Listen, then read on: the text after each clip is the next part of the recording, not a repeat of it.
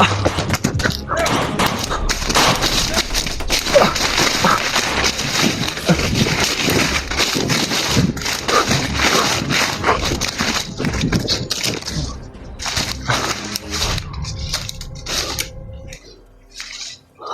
tayo mga tol. Napakaraming kasaman na. Marami itong mga bandidong to.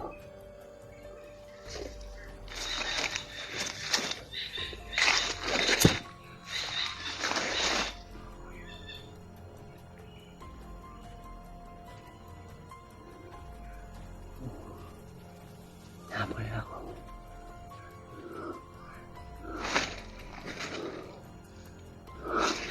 Yun na mga tol, napaputok tayo dahil nakita nila rin yung kasamahan nila na pinatay natin. Tulungan na tayo mga tol.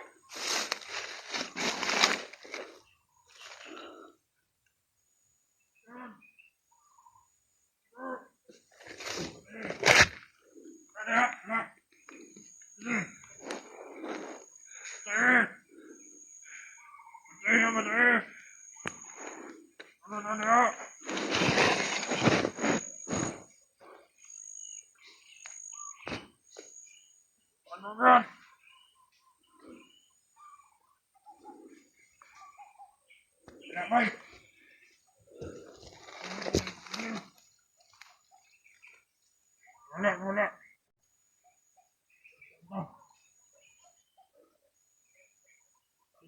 Sulit ka. Wala.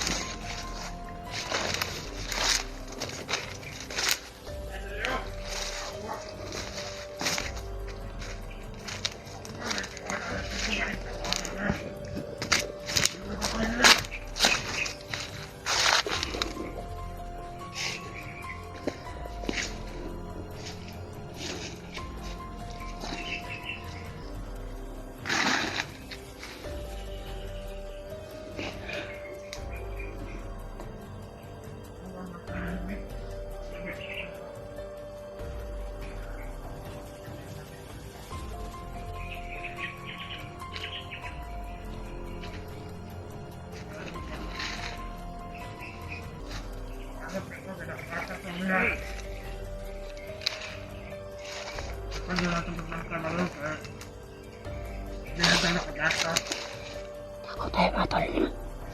Hindi makikita yan, nakatagulilong tayo.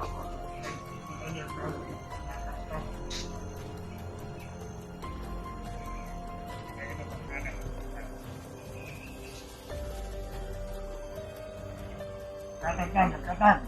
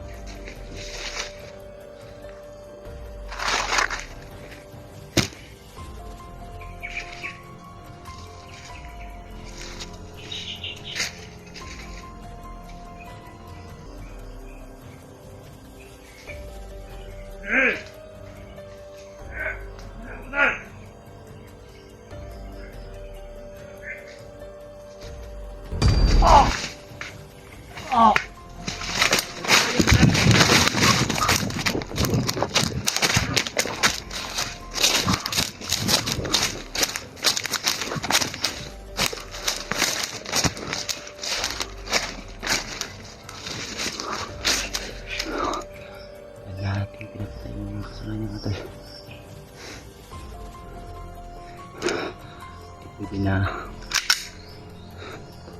magwawagi ang kasamaan. Kailangang mapuksa yan.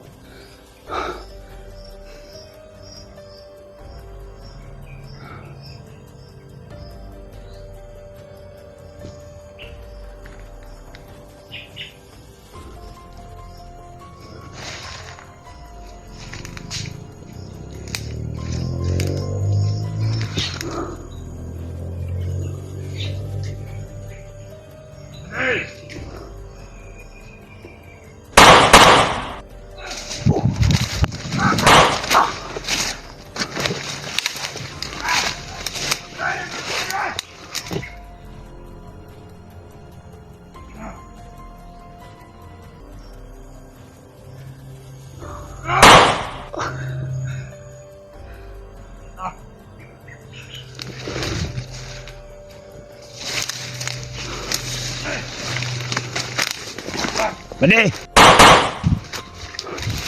Ano ka? Hayos kayo?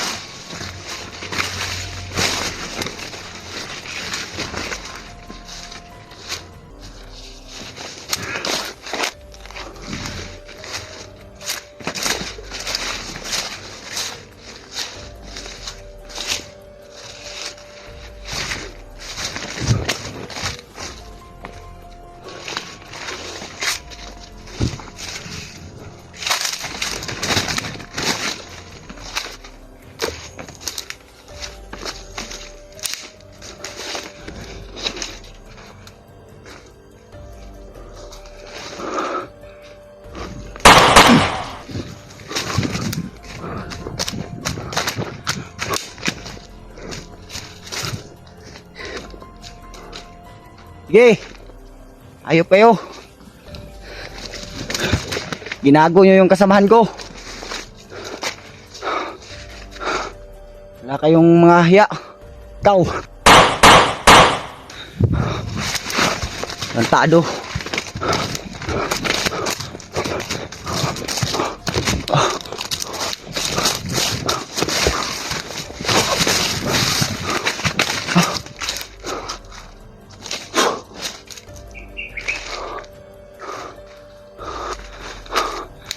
Kayong mga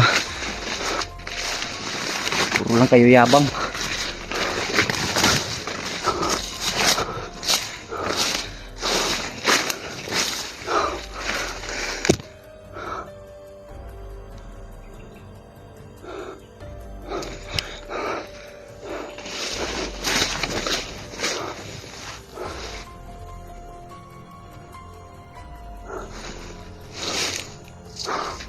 Ayun.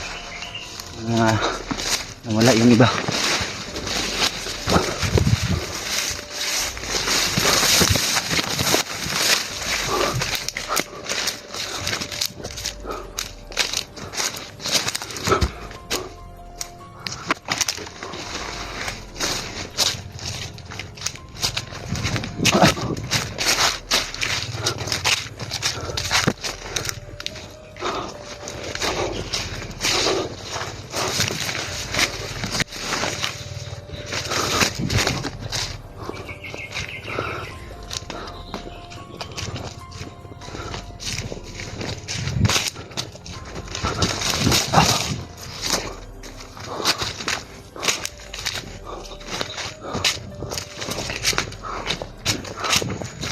Salita, walang ginagawa.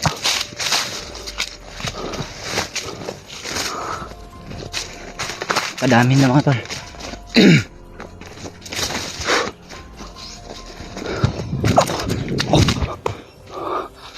Tayo.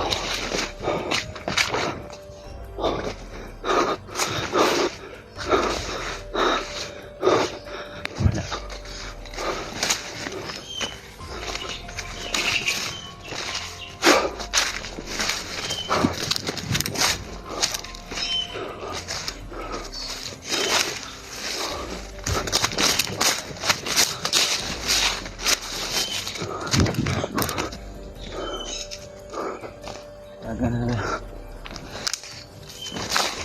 talaga natin ipaputok mga tol. Ngayon lalo na pag may nakakita na sa mga pinaslang natin.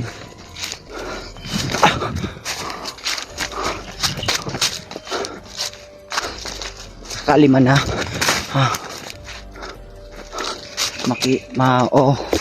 narinig ng mga kasamahan kong putok na yun, pagkalat nyo po na andito po ako.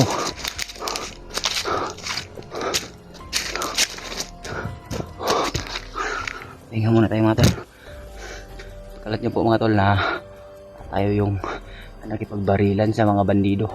Kung sakali man na masabi nila na may naririnig silang putukan.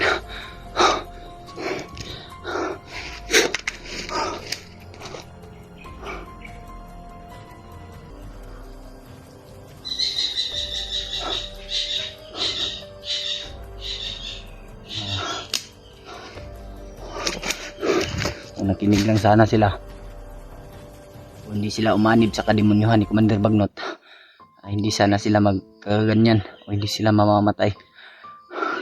Dahil tayo mga tol, may awa tayo sa taong gustong magbagong buhay o gustong magbago at umalis na sa kilusan. Ngunit yung iba ay tapat kang Commander Bagnot, kaya baka dadami pang mga tol. Kailangan nating puksain o pigilan kaagad ang kademonyuhan na ginagawa nila. Kasi alam natin tol na yung ibang mga bandido ay sila yung gumagawa ng kidnapping dun sa lugar na dun sa baba. Sila yung kumukuha ng mga bata at binibenta nila mga tol. Sa pagkakaalam ko, yung dati pa akong bandido o commander ay binibenta nila sa Amerika yung mga kinukuha daw nilang kidney. Yun, yung mga laman loob, mga puso ng bata o mga anumang part na pwedeng mabibenta. Yun mga tol, ginagawa nila yun. Ang nakasama lang dito mga tol ay pati yung mga kasamahan natin na pipigil sana sa pagpuksa, ginagawa na rin ni Commander Bagnot na magiging kalaban natin. Kaya yung ginagawa niyang hypnotize yun. Kasi ako mga tol, dati akong humawak ng grupo at alam ko kung anong pasikot-sikot sa bundok at alam ko rin na alam ko rin yung kademonyuhan ni Commander Bagnot. Mga tol, papahinga muna tayo saglit. At ayun naman tayo sa mga kalaban. Wala naman tayong nararamdaman dito. Kasi kung may mga kalaban kasi mga tol, iinit yung katawan natin at yung tinga natin ay biglang pupula. Yung hangin ay hihinto. Walang hangin tayong malalanghap ba. Kaya mga tol, tinitignan ko rin yung pinapatay natin. Baka kasamahan rin natin noon o tauhan ko rin. Kasi dito sa bundok mga tol ay bibihira rin yung matatanda dito. Kasi yung iba dito ay mga bata pa na mga bandido. Dahil galing rin sila sa kidnapping, tapos yung utak nila ay kinokontrol. At ginagawa silang yung iba nagiging commander kasi marunong humawak ng grupo at binibigyan rin ni Commander Bagnot ng malakas na orasyon, kaya kahit yung mga tauhan o sino man ay hindi mapapaslang ang isang commander dahil malakas yung orasyon na binibigay ni Commander Bagnot. Mga tol, kailangan talaga natin mag-ingat dahil yung kadalasan ng mga bandido dito ay mga hindi pa matanda o mga medyo bata-bata pa, may edad pa ng mga 30, kaya agresibo yung iba. Pero may mga matatanda naman dito mga tol, pero yung mga dati nang nirecruit o dito na tumanda sa bundok, dito na tumanda sa trabaho nilang magiging bandido. Na-realize natin tol na ang trabahong ito ay wala tayong makukuhang maganda o mabuti. Kaya yun, sumama tayo sa mga hunters. Dahil alam natin na yung ginagawa nila ay para rin sa kabutihan. Handa tayong tumulong mga tol, o kayo man, handa kayong tumulong. Kahit kayo naman siguro mga tol, kung katulad rin namin kayo, kung nabiktima rin kayo ng ganito, ay malamang marirealize nyo rin o tutulong rin kayo sa pagpuksa ng kadimunyuhan. Pagdarasal na lang po natin yung iba mga tol ay sana na bibigyan sila ng hustisya. Yung ibang mga namatay na bata, yung mga kinikidnap, ay naway mabigyan ng hustisya ang kanilang mga magulang. Kaya yun, nagpapasalamat nga ako kay Brad Buds dahil siya yung taong handang putulin ang kasamaan ni Commander Bagnot. At sa inyo rin tol, nagpapasalamat rin ako.